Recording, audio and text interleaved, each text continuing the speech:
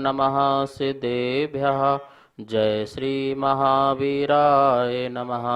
जय श्री परम्पराचार्य गुरुवे नमः। जय श्री उमा स्वामी गुरुवे नमः।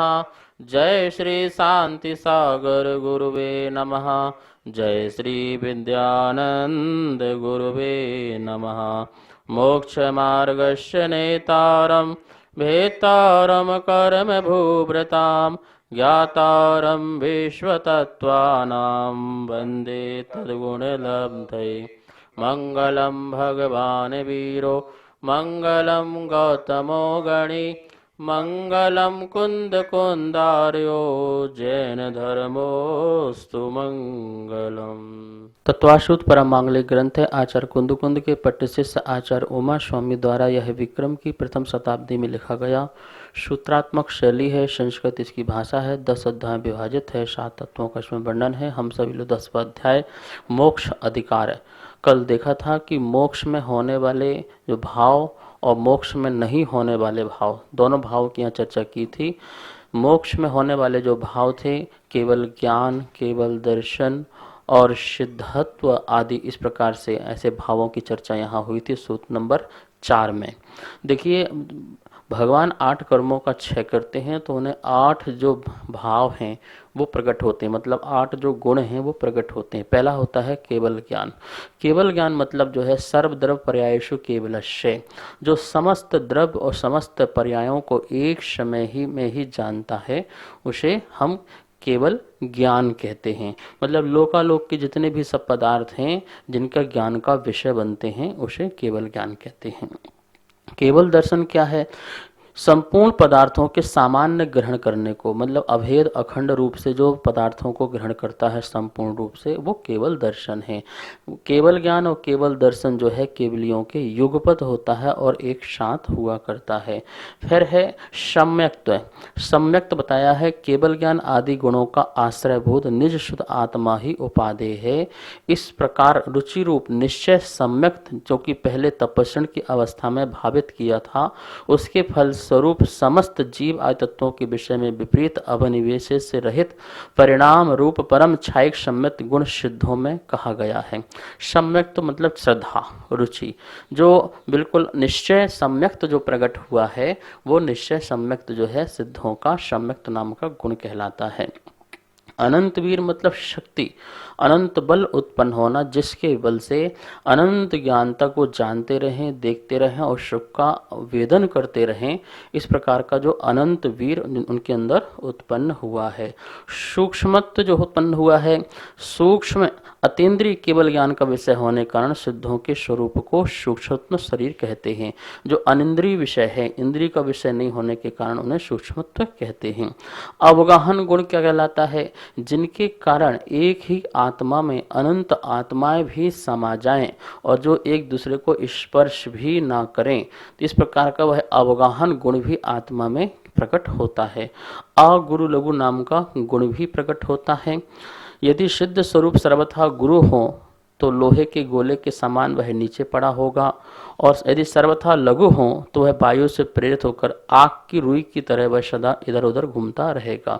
लेकिन किंतु ऐसा नहीं है, ना बिल्कुल हल्के और ना ही बिल्कुल भारी। इस प्रकार से अगुरु लघु नाम का गुण जो है उनके अंदर प्रकट होता है। तो ये आठों की आठों जो गुण हैं सिद्ध भगवान में प्रकट होते हैं। इसके अलावा बहुत सारे गुण होते हैं, बहुत सारे भाव होते हैं, बहुत सारी शक्तियाँ होती हैं। अनंत स्वभाव, अनंत जो है धर्म और अनंत जो है गुण सिद्ध में होते हैं। ये ध्यान रखना, ये 8 ही होते हैं ऐसा नहीं है। अनंत शक्तियाँ आत्मा में होती हैं, अनंत स्वभाव आत्मा में होते हैं और अनंत धर्म, अनंत गुण ये सब आत्मा में होते हैं। ऐसे सिद्ध परमात्मा हमारे लिए पूजनीय, वंदनीय, आदरणीय और आदर्श होते हैं। इस प्रकार से यहाँ पर इस सूत्र में कितने भाव होते हैं इसकी चर्चा यहाँ पर हुई। बंधनों से मुक्त हो जाने के बाद पुनः बंधन को प्राप्त नहीं होते हैं, ये ध्यान रखना। शुद्ध आत्मा शुद्ध हो गई है, बंधन से निर्बंधन हो चुकी है, पुनः किसी बंधन को प्राप्त नहीं होती है। ये गाय पशु आदि जैसे नहीं है कि जो सुबह बंधन से रहित हो जाए और शाम को फिर बंधन से सहित हो जाए।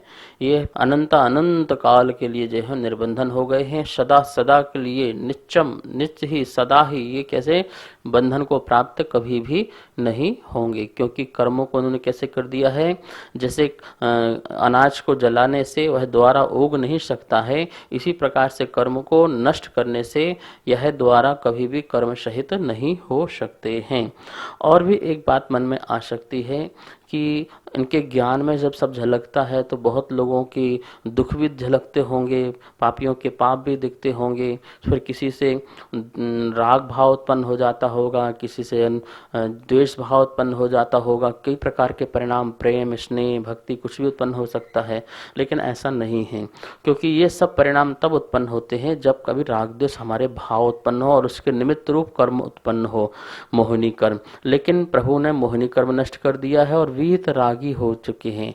अब वीत रागी परिणाम में कुछ भी दिखे, पापी दिखें, पुण्यात्मा दिखें, दुखी दिखें, सुखी दिखें, किसी प्रकार के करुणा आदि भाव उत्पन्न आदि नहीं होते हैं, और वह जो है बिल्कुल वीतरागी होकर के ज्ञाता दृष्टा रूप से उनके ज्ञान में दिखता है। और भी ध्यान रखना कि उनके ज्ञान में जानने की शक्ति है और वो स्वयं ही पदार्थ दिखते हैं, देखते नहीं हैं। जैसे दर्पण में जो भी सामने आया झलकता है, ऐसे उनके ज्ञान में पूरा ब्रह्मांड जो है झलकता है। वो देखने का प्रयास नहीं करते कि हाँ मैं देखूं दुनिया में क्या क्या चल रहा है और मैं किसका क्या क्या कर सकता हूँ। ऐसा हमारे यहाँ शुद्ध परमात्मा का स्वरूप नहीं है। कोई ये भी कह सकता है कि सिद्धशिला तो 45 लाख योजन प्रमाण है, जिसका नाम क्या है, ईशत प्रागभार। ईशत प्रागभार नाम की जो है पृथ्वी है उसमें सिद्धशिला है, और कहे कि तो 45 लाख योजन मात्र की है, तो फिर तो ये बहुत छोटी है। और सिद्ध तो अनंत अनंत हो चुके हैं, अनंत अनंत आगे होते रहेंगे, तो फिर ये सिद्ध भगवान जो है वहाँ कैसे समाएंगे, कैसे बैठेंगे। तो उनके लिए यही समाधान है कि उनके अंदर अवगाहनत्व शक्ति होने के कारण, जैसे मान लो यहाँ से मोक्ष हुए, एक के बाद एक के बाद एक, तो एक के बाद सीधे जाएंगे, ऐसा नहीं कि तुम साइड हो जाओ और मैं बैठना चाहता हूँ, ऐसा नहीं, बिल्कुल एक के बाद एक तरह एक में ही समाते जाएंगे। जैसे इस कमरे में एक लाइट लगाओ, दो लगाओ, तीन लगाओ, जितनी भी लगाते जाओगे सबका प्रकाश आपस में समाता जाएगा, ये अवगाहनत्व तो होता है। ऐसी शक्ति सिद्ध परमात्मा में होती है कि एक में अनंत आत्मा समा जाए, तब भी वह कोई एक दूसरे को जो है डिस्टर्ब भी नहीं है, और ना ही कोई ये कहेंगे आगे जाओ पीछे जाओ, ठीक है ना। इसलिए 45 लाख योजन की जो सिद्धशिला है वह जो है उसके ऊपर तनुबात वाले सिद्ध क्षेत्र है, वहां पर जाकर के अनंत अनंत भगवान जाके विराजमान हो जाए, अनंत अनंत आगे जाए भी, तब भी वहां पर कोई जगह छोटी पड़ जाएगी, ऐसा नहीं है। आपके मन में एक प्रश्न और भी आ सकता है, कोई कहे कि सिद्ध जीव तो सिद्ध बनते जा रहे हैं, जीव संसार में जीव जो हैं सिद्ध बनते जा रहे हैं, वहां से जीव को वापस आना नहीं है, तो एक दिन क्या होगा, धीरे धीरे धीरे जो है संसार पूरा खाली हो जाएगा और सब सिद्ध भवन बन जाएंगे और संसार में कोई बचेगा नहीं। तो ऐसा नहीं है। एक तो अभव जीव का मोक्ष नहीं होता है, ऐसे जीव भी बहुत हैं, और भव्य जीव राशि भी अनंतानंत है, ठीक है ना। और तब भी क्या बोलते कि यह संसार जो है खाली नहीं होगा। क्यों खाली नहीं होगा? क्योंकि यहाँ पे जीव की राशि बहुत होती है। कहाँ पर कौन सी चीज खाली होती है, इस बात को ध्यान रखें।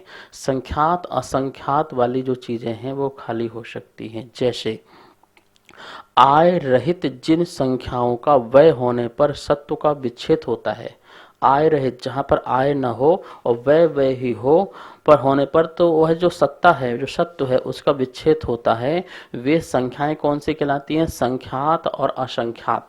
जिनकी सत्व जो है संख्यात असंख्यात हैं, और वहां पर क्या हो, आय ना हो रहा हो, व्यय होते जाएगा, तो वो संख्यात असंख्यात संख्याएं जो होंगी कम हो जाएंगी। लेकिन यहाँ पर संख्या कितनी है? अनंतानंत है। इसलिए यहाँ पर व्यय कितना भी होता रहे तब भी वो अनंत ही बचेगा, ठीक है ना। कितना आय नहीं है पर वह होने होते होते भी वह अनंत ही बचेगा, उसका अंत नहीं होगा। यही इसका नाम अनंतानंत है। तो इसलिए आप हमको चिंता करने की जरूरत नहीं है।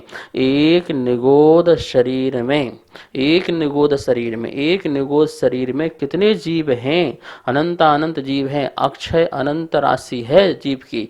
और उसमें अभी तक यदि देखा जाए जितने सिद्ध परमात्मा बन चुके हैं वो भी अभी एक अक्षय अनंत राशि जो निगोद शरीर है उससे भी जो है खाली नहीं हुए। और ऐसे कितने हैं निगोद शरीर, तो अनंत निगोद शरीर हैं। ठीक है ना। तो किसी प्रकार से संसार खाली होने वाला नहीं है। यहाँ लिखा हुआ है सब अतीत काल के द्वारा जो सिद्ध हुए हैं उनमें से एक निगोद शरीर के जीव अनंत गुणे हैं, अनंत गुणे हैं। सिद्ध जीव अतीत काल के प्रत्येक समय में यदि असंख्यात लोक प्रमाण सिद्ध होवे तो भी अतीत काल से असंख्यात गुणे ही होंगे, परंतु ऐसा है नहीं, क्योंकि सिद्ध जीव अतीत काल के असंख्यातवें भाग प्रमाण ही उपलब्ध होते हैं। तो इस प्रकार से हम देख सकते हैं कि सिद्ध भगवान बनते जाएं, बनते जाएं, बनते जाएं, और 6 महीने 8 समय में, 6 महीने 8 समय में 608 जीवों का मोक्ष होता है। तो इस प्रकार से ऐसे मोक्ष होते भी रहेंगे, तब भी संसार की जो राशि है वो खाली नहीं होगी। सिद्ध भगवान का आकार कैसा होता है कि जो अंतिम शरीर जिस पुरुषाकार शरीर से मोक्ष गए हैं वैसा ही उनका आकार होता है। और जो शरीर था उससे किंचुना कम, थोड़ा सा कम। क्यों कम? क्योंकि नासिका आदि जितने भी शरीर में छिद्र पाए जाते हैं वो छिद्र जो है वो घन रूप से हो जाती है आत्मा, इसलिए उतना जो स्थान जो है वह कम हो जाता है। तो ऐसा पुरुषाकार आत्मा का आकार सदा वैसा ही रहता है, क्योंकि संकोच विस्तार गुण था लेकिन उसमें किसी कर्म की अपेक्षा से ही वो संकोच विस्तार हुआ करते थे। लेकिन कर्म का अभाव, शरीर का अभाव हो जाने से अब जैसी आत्मा शरीर से निकली है वैसे ही आत्मा अनंत काल तक सिद्धत्व अवस्था को सदा प्राप्त रहेगी। कोई ये भी कहे कि जैसे बत्ती तेल आदि के अभाव होने से दीपक का अभाव हो जाता है, ऐसे ही कर्मबंध के अभाव होने से आत्मा का भी अभाव हो जाना चाहिए, पर ऐसा नहीं है। कर्म बंध का अभाव होने से आत्मा का अभाव नहीं होता है। आप देखिए तेल बत्ती का अभाव होने से दीपक का अभाव क्या, तेल बत्ती भी किसी न किसी रूप में परिणमन कर चुकी, वो धुएं रूप में या राख रूप में उसका भी परिणमन हो गया। द्रव्य का अभाव नहीं हुआ, वहां भी पर्याय का अभाव हुआ है। ऐसे ही यहाँ कर्म बंध का अभाव होने से संसारी पर्याय आत्मा का अभाव हुआ है और सिद्ध पर्याय आत्मा को प्रकट हो गई है। तो आत्मा का द्रव्य तो है ही है, पर आत्मा की जो अवस्था है उस अवस्था का अभाव हुआ है। जो पुरानी अवस्था थी वो चली गई, अब नवीन अवस्था शुद्ध अवस्था प्रकट हो चुकी है। जैसे कि तेल बत्ती आदि की जो अवस्थाएं चेंज हो गई पर उसे पुद्गल द्रव्य का अभाव नहीं हुआ है। ऐसा ही यहाँ पर लगाना कोई सोचे कर्मबंध का अभाव तो जीव का ही अभाव हो गया हो। और ये भी ध्यान रखना यहाँ पर हम ऐसी आत्मा नहीं है कि विलीन होकर के किसी परम तत्व में जाकर के हम लीन हो जाएं, एक ब्रह्म रूप स्वरूप आत्मा हो उसमें जाकर के हम जाकर के बिल्कुल अपना अस्तित्व खत्म कर दें। नहीं, प्रत्येक आत्मा का अपना अपना अस्तित्व होता है और अपने ही अपने अस्तित्व में वहां पर सदा के लिए विराजमान रहा करती हैं। सिद्धों का सुख कैसा है? देखिए सिद्धों का जो सुख है वह अतीन्द्रिय सुख है, इंद्रिय रहित सुख है और आचार्यों ने कहा है अंत रहित है। इनका सुख का कोई अंत नहीं आएगा। जैसे आप अपन के सुख के क्या होते हैं, थोड़े देर सुख लगा और बाद में कोई दुख सामने आके खड़ा हो गया, एक विपत्ति गई दूसरी विपत्ति आके खड़ी हो जाती है। तो हमारा सुख तो कैसा है, बाधा सहित है। वहाँ पर अव्याबाध नाम का सुख है। अब किसी प्रकार के सुख में बाधा उत्पन्न नहीं होगी। वेदनी कर्म के क्षय होने से अव्याबाध प्रकट हो गया और सुख में किसी प्रकार की बाधा उत्पन्न होगी ही नहीं। तो अंत रहित है, उपमा रहित है। उस सुख की किसी प्रकार की उपमा नहीं दी जा सकती है। जैसे कोई इस सूर्य की उपमा देना चाहे तो कोई दे सकता है, किसी और की उपमा दे सकता है, लेकिन सुखों की उपमा कैसे दें सिद्धों की? तो ऐसा उपमा रहित है, आत्मोत्पन्न ही है, पराधीन सुख नहीं है, किसी पुद्गल आदि के निमित्त से उत्पन्न हो ऐसा नहीं, आत्मोत्पन्न ही है। सर्वलोक और मनुष्य लोक संबंधी त्रिकाल का इकट्ठा किया हुआ सुख वह सिद्धों के एक क्षण के सुख के बराबर नहीं है। पूरे लोक में जो जीव जितने हैं उनके सुख इकट्ठा किया जाए वो सुख भी एक क्षण के सुख के बराबर नहीं है। बाधा रहित है, बाधा रहित है, अनुपम है, सर्वश्रेष्ठ है, अतिशय रहित है। अतिशय रहित मतलब इंद्रियों द्वारा अतिशय है, वो द्वारा अतिशय नहीं है, अर्थात वह निरतिशय है और प्रविचार रहित है। किसी प्रकार का जो काम भोग वाला सुख है वो नहीं है। दिव्य एवं स्वभाव ही जो मनोहर है, ऐसा सिद्ध परमात्मा का जो है अनंत सुख हुआ करता है। इस प्रकार से यहाँ पर अपन ने सिद्ध भगवान के बारे में जाना, सिद्धों के स्वरूप के जाना, सिद्धों के सुख के बारे में जाना। अब एक बात और ध्यान रखना, जब भगवान का निर्माण होता है मतलब कि कर्मों का क्षय होता है तो उसके बाद यह सिद्ध परमात्मा यह शुद्ध आत्मा कहाँ जाती है, कैसे रहती है, तिरछ में जाती है या आगे जाती है, पीछे जाती है, नीचे जाती है, ऊपर जाती है, कहाँ पर जाती है, इसका समाधान करने के लिए आचार्य भगवान ने सूत्र नंबर 5वां बताया है। आइए पहले उस सूत्र का उच्चारण करते हैं और इसके अर्थ को भी समझते हैं। 10वें अध्याय का सूत्र नंबर 5वां, तदनंतर तदनंतर मूर्ध्वम, तदनंतर मूर्ध्वम गच्छत्या गच्छत्या लोकांतात, गच्छत्या लोकांतात, तदनंतर मूर्ध्वम गच्छत्या लोकांतात। ठीक है, संधि देखिए, तत् हो जाएगा, इससे निकलेगा आ, अनंतरम, ये मातक अनंतरम, इससे निकलेगा ओ, ऊर्ध्वम, ऊर्ध्वम। ठीक है, फिर ये या का ई हो जाएगा तो गच्छति, गच्छति, इससे निकलेगा अलोकांतात, अलोकांतात। ठीक है, अलोक प्लस अंतात। ठीक है ना, तत् अनंतरम ऊर्ध्वम गच्छति अलोक अंतात, ये संधि विच्छेद हुई। अब देखिए क्या इसका अर्थ है, तत् अनंतरम, उसके अनंतर, अनंत मतलब पश्चात, उसके, उसके किसके, कर्म क्षय के पश्चात।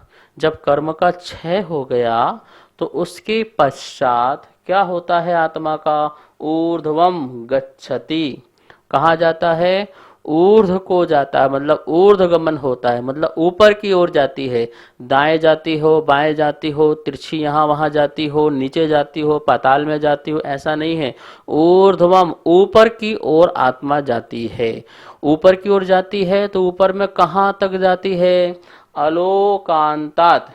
क्या लिखा है, आलोकांतात, जो लोकाकाश है उसके अंत तक जाती है। आ मतलब यहाँ पर्यंत है, आ का मतलब यहाँ पर अलोकाकाश वाला आन मत लगाना। ठीक है ना, लोकांतात, लोक के अंत, आ मतलब पर्यंत, लोक के अंत पर्यंत तक जो है यह आत्मा जाती है।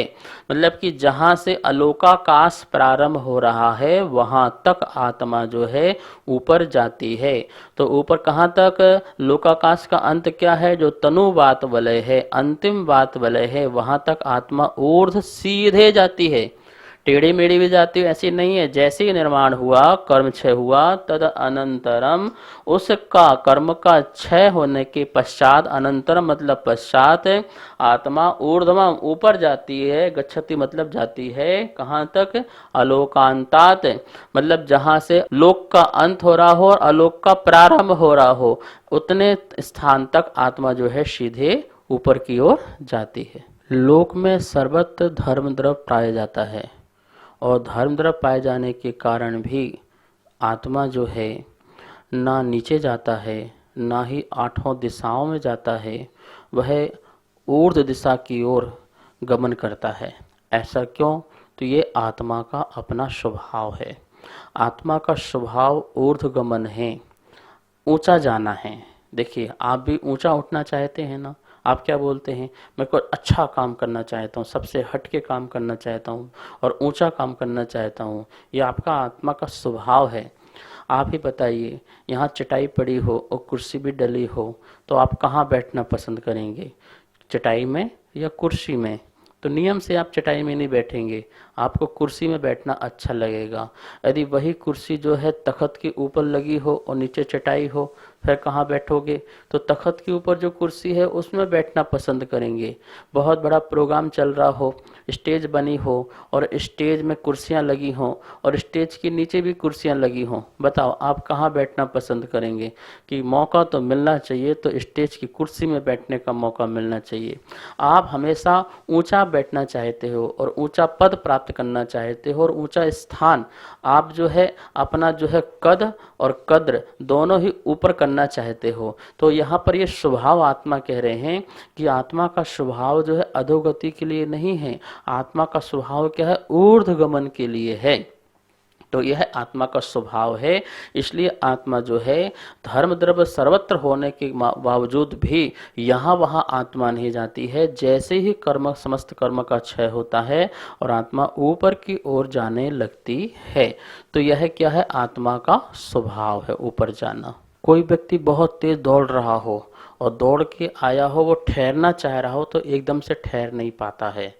आप देखिए रेसिंग में जब दौड़ लगाते हैं व्यक्ति तो बहुत तेज दौड़ते हैं और दौड़ने के बाद जैसे वहाँ पास हो जाते हैं कि फर्स्ट सेकेंड थर्ड, लेकिन वहाँ पर वो रुकना चाहे तो वो रुक नहीं सकता है। वो थोड़ी दूर जा कर के वहाँ भी जा कर के स्थिर नहीं हो सकता, ठहर नहीं सकता, वो बहुत मुश्किल से ठहर पाता है। ऐसे ही यहाँ पर ध्यान के प्रयोग से जैसे आत्मा से कर्मों का क्षय हुआ तो वो ठहर नहीं पाती है आत्मा और सीधे ऊपर की ओर जाना प्रारंभ होने लगती है। तो ये आत्मा का ऊर्ध्वगमन स्वभाव है। इसी को समझाने के लिए आचार्य भगवान सूत्र नंबर 6वां बता रहे हैं, उसे उदाहरण देकर कि कौन किन चीज़ों का देखो ऊर्ध्वगमन स्वभाव है। तो जैसे उन वस्तुओं का ऊर्ध्वगमन स्वभाव है, ऐसे आत्मा का भी ऊर्ध्वगमन स्वभाव है। आइए सूत्र नंबर 6वां है, उसका उच्चारण करते हैं। अपनी जनवाणी भी आप खोल लीजिए और उसमें ध्यान से पढ़ना इस सूत्र के लिए। 10वें अध्याय का सूत्र नंबर 6वां है, पूर्व प्रयोगाद। पूर्व प्रयोगा, गा तक पढ़ेंगे, पूर्व प्रयोगा, दा को इस तरफ पढ़ेंगे, दसंगत्वाद। दसंगत्वाद बंधच बंधच छेदात, यहाँ डबल ता है तो एक ता ले लेंगे, बंधत छेदात तथा गति परिणामाच। परिणामाच पूर्व प्रयोगा दसंगत्वाद बंधत छेदात तथा गति परिणामाच। ठीक है ना? अब देखिए इसको और शब्द पढ़ना है तो यहाँ पे प्रा का उच्चारण कर सकते हैं, पूर्व प्रयोगा दसंगत्वाद बंधत छेदात तथा गति परिणामाच। संधि देखिए, पूर्व प्लस प्रयोगात, ये दा का ता हो जाएगा, उससे निकलेगा आ, प्रयोगात, फिर आ निकले से तो आसंगत्वाद। ठीक है, समय पंचमी का एक वचन दिया हुआ है। फिर बंधत छेदात, यह है ता यहाँ जाएगा, बंधत छेदात, फिर तथा गति परिणामाच, ये चा है इसका ता हो जाएगा तो परिणामात और फिर चा। ठीक है ना? तो यहाँ पर इस सूत्र के माध्यम से पहले तो कारण बताया है कि ऊर्ध्वगमन क्यों होता है, फिर अगले सूत्र में इन्हीं का उदाहरण बताएंगे आचार्य भगवान कि किस प्रकार से उदाहरण के माध्यम से समझाएंगे। यहाँ पर उदाहरण नहीं है, यहाँ पर कारण बताया है किस कारण से आत्मा जो है ऊपर जाती है, क्योंकि कारण का अभाव होने से फिर कार्य का भी अभाव हो जाता है। तो आपका कारण था नीचे रुकने का, कुछ कारण था इसलिए आत्मा ऊपर नहीं जा रही थी, अब वो कारण का अभाव हो गया तो आत्मा ऊपर जा रही है। तो क्या बोल रहे हैं यहाँ पर, पूर्व प्रयोगात, क्या है कह रहे हैं, पूर्व के संस्कार से। पूर्व के संस्कार से, पहला दिया है पूर्व के संस्कार से, पहला, ठीक है ना। फिर दिया है आसंगत्वाद, संग मतलब होता है परिग्रह और असंग मतलब परिग्रह रहित होने पर। संग मतलब कौन सा परिग्रह था, यहाँ कर्म का परिग्रह था। द्रव्य कर्म, भाव कर्म, नो कर्म ये परिग्रह थे, तो ये क्या हो गए, इस परिग्रह से रहित हो गए। तो असंगत्वाद मतलब संग रहित होने से, मतलब कर्म के संग से रहित हो जाने से। सब में पंचमी ली है तो से लेना, ठीक है ना। कह रहे हैं पूर्व प्रयोगात, पूर्व के प्रयोग से पहला। दूसरा असंगत्वाद संग रहित होने से, संग मतलब कर्म रहित होने से। और बंधच्छेदात और बंध का नाश होने से, क्योंकि आगे कोई कर्म का बंध नहीं बंध रहा है आत्मा में, इसलिए बंधच्छेदात बंध के छेद हो जाने से, मतलब क्षय हो जाने से, नाश हो जाने से, बंध का अभाव हो जाने से। और तथा गति परिणामात, तथा गति परिणामाच मतलब और, तथा गति परिणामाश्च, तथा गति मतलब ऊर्ध्वगमन का, परिणाम परिणाम होने से, स्वभाव होने से, परिणाम मतलब स्वभाव, तथा गति वैसी ही गति, कौन सी गति, ऊर्ध्वगमन, ऊर्ध्वगमन का परिणाम होने से या स्वभाव होने से यह आत्मा ऊपर की ओर जाती है। चार कारण बताए, पूर्व प्रयोगात पहला, दूसरा असंगत्वात्, तीसरा बंध छेदात, चौथा तथा गति परिणामात, ठीक है ना। ये चार कारण से आत्मा जो है ऊपर की ओर जाया करती है। पूर्व के संस्कार, पूर्व के संस्कार बहुत काम करते हैं हमारे जीवन में। जब भी हमारे पूर्व के संस्कार उदय में आते हैं तो हमारे लिए जीवन में जो कार्य होते हैं वो ऑटोमेटिक से होते हैं। जैसे देखिए कि किसी गाय का बच्चा उत्पन्न हुआ, ठीक है ना, तो अब उसको दूध पिलाना किसने सिखाया, किसने सिखाया, थन कहाँ पर है, कैसे दूध पीना है, कैसे मुंह चलाना है। जैसे आपका छोटा बच्चा है वो दूध पीना, उसको किसने सिखाया, तो ये पूर्व के संस्कार, उसको ये पूर्व के संस्कार हैं कि अपने जीवन कैसे जीना है, कैसे मेरा पेट भरेगा, कैसे मैं जीऊँगा। तो ये पूर्व के संस्कार उस जीव पर होते हैं, तब वो कार्य कर पाता है। इसी प्रकार से कोई देवगति से जीव यहाँ पर आया है तो पूर्व संस्कार से उसके जो है कार्य अच्छे होते हैं। कोई नरक गति आदि से कोई जीव निकल के आया है तो उसके संस्कार क्रूर आदि जैसे होते हैं। तो ऐसे पूर्व संस्कार जो हैं बहुत काम करते हैं। तो यहाँ पर पूर्व संस्कार एक दिया गया है कि आत्मा का पूर्व संस्कार ऊपर ही जाना है, नीचा जाना नहीं है। जैसे एक बच्चे को लेकर गोल गोल घुमाओ तो थोड़ा छोड़ दो, थोड़ा चक्कर से आते रहते हैं, ये पूर्व संस्कार, ठीक है ना। तो इसी प्रकार से पूर्व संस्कार के बल से, कर्म के रहित होने के कारण से और बंध का नाश होने से और ऊर्ध्वगमन का स्वभाव होने से आत्मा ऊपर की ओर जाया करती है। इस सूत्र की कुछ और चर्चाएं और आगे के सूत्र की चर्चाएं कल करेंगे। आज स्वाध्याय संपन्न करते हैं। आइए माँ जिनवाणी की स्तुति करते हैं। जावाणी के ज्ञान से सूझे लोकालोक, शोवाणी मस्तक धरु सदा दे तुहो धोग। हे जिनवाणी भारती तो ही जपो दिन रेन, जो तेरी शरणा धरे सो पावे सुख चैन। आशीर्वाद। सभी को सादर जय जिनेन्द्र। पूज्य गुरुदेव के मुखारबिंद से नित्य आप तत्वार सूत्र का स्वाध्याय कर रहे हैं, जो कि पारस चैनल के माध्यम से पूरे देश में प्रसारित किया जा रहा है। आप सभी के परम सहयोग से तत्वार सूत्र के 7वें अध्याय तक की पुस्तक छपकर आ चुकी हैं। अब 8वें 9वें अध्याय की पुस्तक छपने जानी है। तो आप भी अगर इस पुस्तक को छपाने में अपना सहयोग प्रदान करना चाहते हैं तो हमारे नीचे दिए गए नंबर पर संपर्क करें और शास्त्र छपवाकर पुण्य अर्जन करें। जय जिनेन्द्र।